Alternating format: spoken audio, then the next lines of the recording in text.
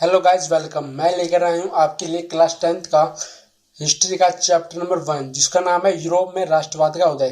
Guys, ये आपकी class 10th की गाइड, जिसका नाम है डाइजेस्ट। गाइज, मैं पीडीएफ बना कर लाया हूँ आपके लिए, ताकि जिन बच्चों के पास क्लास 10th की गाइड नहीं है, वो गाइड से इंपॉर्टेंट जो क्वेश्चन बनते हैं वो आप कर सके। तो चलिए गाइज, शुरू करते हैं। ये देखिए गाइज, ये कुछ प्रमुख शब्द, इन्हें आप पढ़ सकते हैं। वैसे कोई इंपॉर्टेंट होते नहीं है, लेकिन फिर भी समझने के लिए आप वीडियो को पॉज करके, जिसे समझ ना आता हो, बुक में जो वर्ड होते हैं वो यहाँ से समझ सकते हैं। ये कुछ महत्वपूर्ण तिथि हैं कि किस दिन क्या हुआ था। तो चलिए गाइस, शुरू करते हैं। अध्याय के शीर्षक के अनुसार पहला प्रश्न आपका एमसीक्यू है गाइस। निम्नलिखित में से कौन कल्पना आदर्श समाज की सबसे अच्छी व्याख्या करता है? ये गाइस इसके 4 ऑप्शंस, और इसका सही आंसर देखिए यहाँ पे लिखा है। एक आदर्श समाज जिसकी प्राप्ति कभी नहीं हो सकती। एक आदर्श समाज जिसकी प्राप्ति कभी नहीं हो सकती, सी इसका सही आंसर है गाइस। ये गाइस आपके कुछ मास के फिलिंग द ब्लैंक्स और क्वेश्चन है। ये देखिए क्वेश्चन नंबर 2। आगे चलते हैं गाइस। ये देखिए गाइस, आधुनिक राज्य और राष्ट्र राज्य के अंतर को स्पष्ट कीजिए। गाइस, ये इंपॉर्टेंट क्वेश्चन है इस गाइड से, तो आप इसको अच्छे से याद कीजिएगा वीडियो को पॉज करके। आगे बढ़ते हैं गाइस। ये गाइस आपको बताना है कि इसमें से सही कौन सा है। ये टॉपिक आपका फ्रांसीसी क्रांति और राष्ट्र का विचार।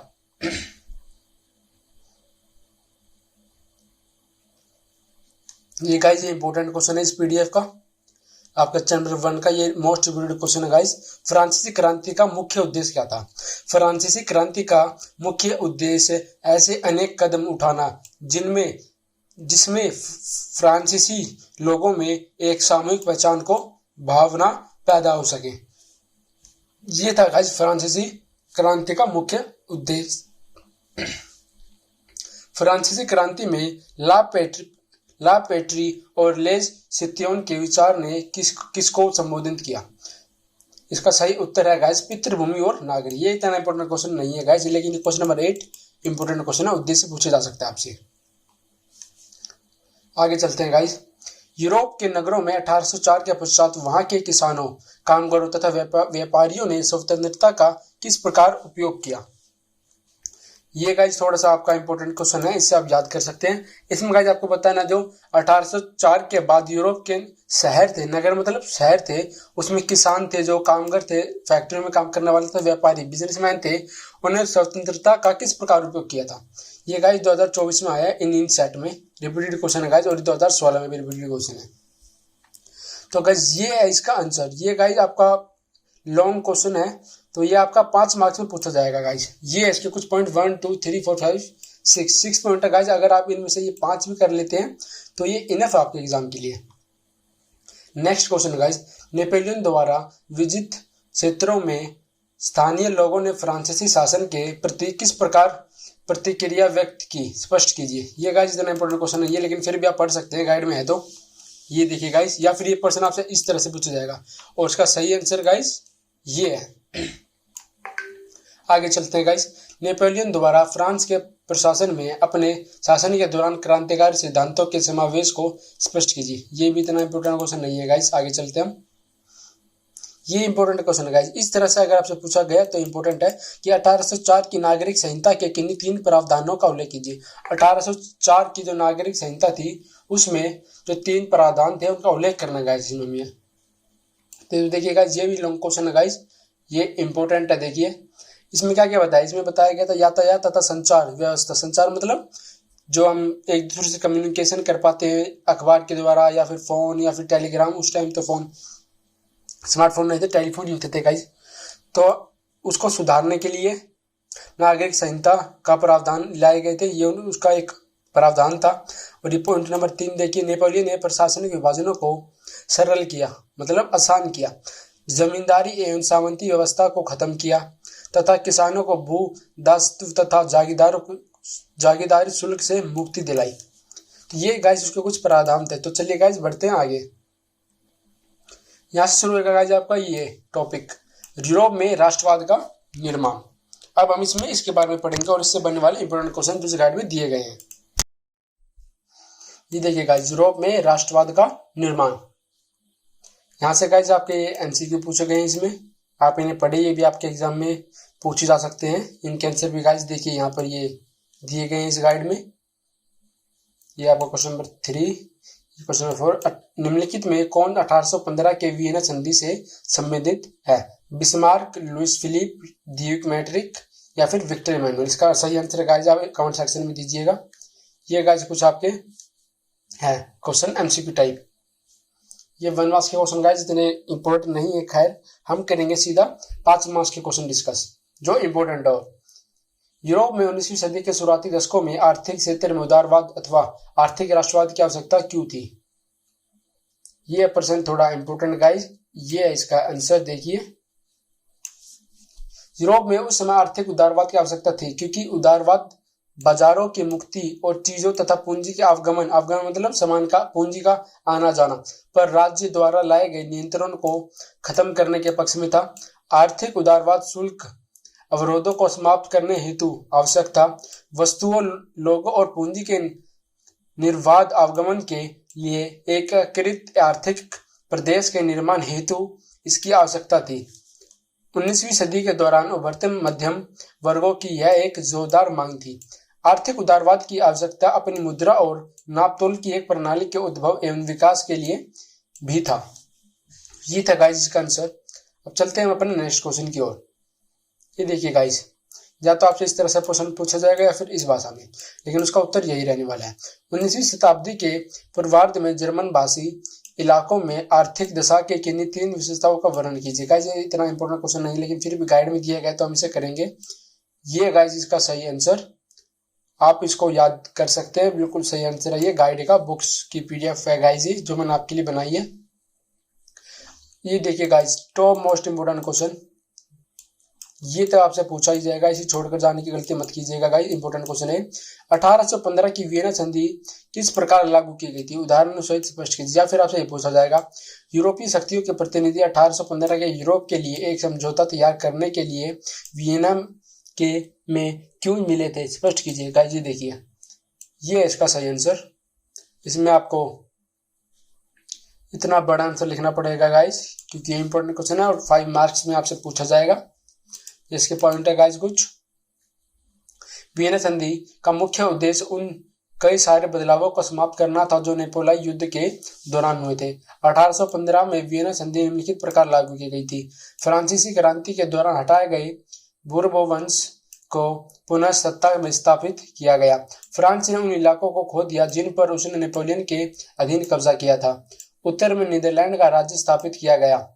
दक्षिण में जेनोवा को पीडमाउंट से जोड़ दिया गया तथा पर्सा को उसकी पश्चिमी सीमाओं पर महत्वपूर्ण नए इलाके दिए गए। ऑस्ट्रिया को उत्तरी इटली का नियंत्रण सौंपा गया तथा रूस को पोलैंड का कुछ हिस्सा प्रदान किया गया। गाइस ये इंपोर्टेंट क्वेश्चन है, आप जरूर कीजिएगा, वीडियो पॉज करके आप लिख लीजिए, क्योंकि ये क्वेश्चन आना निश्चित है। आपके जो 10th में सबसे फर्स्ट फॉर्मेटिव असेसमेंट होते हैं, FA1 जिसे कहा जाता है, टेस्ट होते हैं लोकल क्लास 10th के फर्स्ट जो होते हैं, उसमें आपसे पूछा जाएगा गाइस। हम चलते हैं अब आगे नेक्स्ट क्वेश्चन की ओर गाइस। ये देखिए नेक्स्ट क्वेश्चन ये है,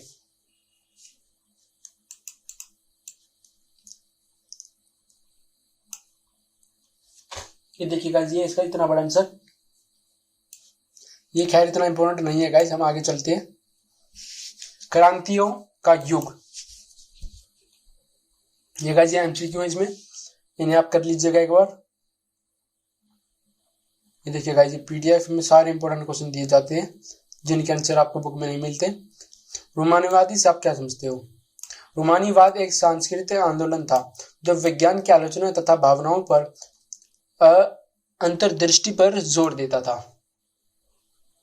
ये इंपोर्टेंट क्वेश्चन गाइस, इसे कीजिएगा आप। रोमानीवाद किसे कहा जाता है? ये देखिए गाइस, ये नेक्स्ट क्वेश्चन आपका 11 5 मार्क्स का क्वेश्चन दिया गया है। ये देखिएगा, ये इंपोर्टेंट क्वेश्चन है, देखिए कितनी बार रिपीट हुआ है क्वेश्चन। 1830 का दशक यूरोप में बाहरी आर्थिक कठिनाइयों लेकर आया। तर्कों सहित कथन की पुष्टि कीजिए। 1830 का जो दशक था उसमें यूरोप पर आर्थिक कठिनाइयां मतलब पैसे से रिलेटेड जो भी बहुत सी कठिनाइयां यूरोप में लेकर आया था 1830 का साल। देखते हैं गाइस ऐसा क्या हुआ था इस साल में। 1830 से 1800 48 तक देखिए गाइस तक काल यूरोप में गरीबों, विद्रोह, भुखमरी तथा उग्रवादियों का क्रांतियों का काल था। यूरोप में इस काल में नौकरियों से अधिक बेरोजगार थे। इस साल यूरोप में नौकरियां नहीं थी गाइस, बहुत ज्यादा बेरोजगारी फैल चुकी थी, इसलिए इसे आर्थिक कठिनाइयां लेकर आया था ये साल। नगरों के छोटे उद्योगपतियों को मशीनों द्वारा बने हुए सस्ते एवं टिकाऊ अंग्रेजी माल से कड़ी प्रतिस्पर्धा का सामना करना पड़ता था। जो नगर के छोटे उद्योगपति थे, मतलब छोटे जो उद्योगपति मतलब बिजनेसमैन थे, उनको मशीनों से बनाए हुए जो सस्ते और टिकाऊ अंग्रेजी माल थे, उनसे कंपटीशन करना पड़ रहा था। पॉइंट नंबर 3, इंग्लैंड में औद्योगिकरण का स्तर महाद्वीप से ऊंचा था। महाद्वीप को यह प्रतिस्पर्धा कपड़ा उद्योग में ज्यादा झेलनी पड़ी। यूरोप के उन इलाकों में जहां कुलीन वर्ग अभी सत्ता में थे, कृषक सामंती शुल्कों और जिम्मेदारियों के बोझ में दबे थे। ये गाइस का 5 पॉइंट, खाद्य पदार्थों का मूल्य बढ़ने लगा था। फसल खराब होने से शहर और गांवों में व्यापक गरीबी फैल रही थी।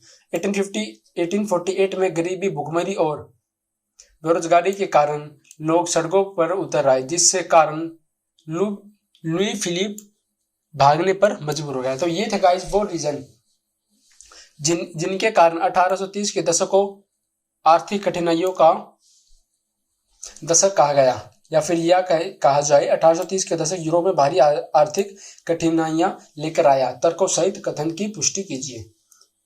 क्वेश्चन चाहे ये हो या ये हो, इसका आंसर यही रहेगा और ये इंपोर्टेंट क्वेश्चन है गाइस, इसीलिए हम कर देते हैं इसे डबल टिक। चलते हैं गाइस आगे। ये देखिए गाइस, इतने सारे इसमें आपको क्वेश्चन देखने को मिलेंगे इस पीडीएफ में। और गाइस जो मैंने आपको इम्पोर्टेंट बताए हैं वो तो इम्पोर्टेंट है ही, साथ ही आपको जो लगता है या फिर जो आपके स्कूल में टीचर्स बता रहे हैं कि ये इंपॉर्टेंट क्वेश्चन है या फिर ये इंपॉर्टेंट टॉपिक है, तो वो भी आप साथ ही कीजिए। इससे आपको इतनी प्रॉब्लम नहीं होगी गाइस। अपने जो यूनिट टेस्ट होने वाले आपके 10th के, मैं स्पेशली वीडियो गाइस उन्हीं के लिए लेकर आया हूँ जो अभी अभी फिलहाल में 9th से 10th में लेकर आए हैं, 9th पास होकर। ये देखिए गाइस, ये एक इम्पोर्टेंट क्वेश्चन है। जर्मनी की तरह इटली में राजनीतिक विखंडन का लंबा इतिहास क्यों रहा?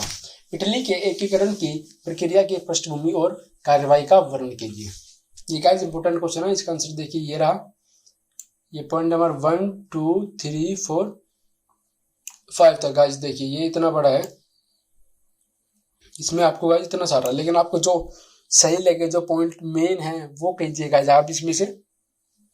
देखिएगा, जर्मनी के एकीकरण में प्रशा का क्या योगदान था? गाइस ये इंपॉर्टेंट क्वेश्चन है। जर्मनी पर प्रशा की व्यवस्था और तौर तरीकों के प्रभुत्व की व्याख्या कीजिए। तो गाइस चलिए इसे डिस्कस करते हैं हम।